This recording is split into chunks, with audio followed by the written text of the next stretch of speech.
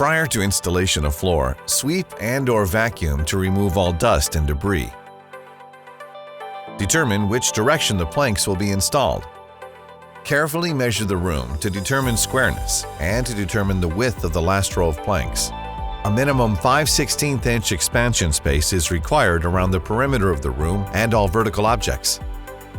Install planks from left side of the starting wall and work to the right. The tongue side of the plank always faces the starting wall. Place 5/16" spacers between short and long sides of the plank and the wall. Always position one spacer between the wall and where planks join. End joints of the planks in the first row are assembled by inserting tongue side into the groove side of the previous plank at a low 20 to 30 degree angle. Gradually lower the plank down flat, applying pressure inward and downward until end joint closes, ensuring that planks are perfectly aligned. Install remaining full planks in the first row. Always stagger end joints from row to row a minimum of 8 inches, and be sure to maintain a random appearance. Use a professional vinyl flooring cutter or utility knife and straight edge to make cuts. Insert tongue side into groove side of the previous row at a low angle and lower flat to the substrate. Position long side of the plank with the tongue side overlapping the groove of the planks in the previous row. Use a tapping block if needed for tight fit.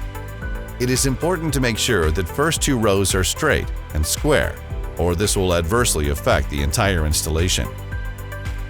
Use a pull bar and rubber mallet to lock the joints together in the last row when you are tight to the wall, using pull bar only on the cut edge of the plank.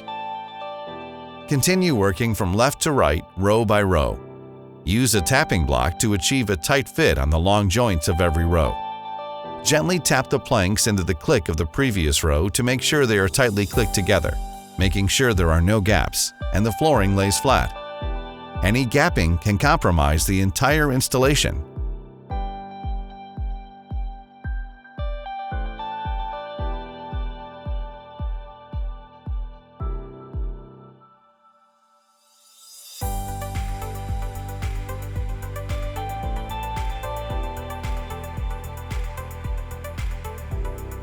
After all planks have been installed, install transition moldings.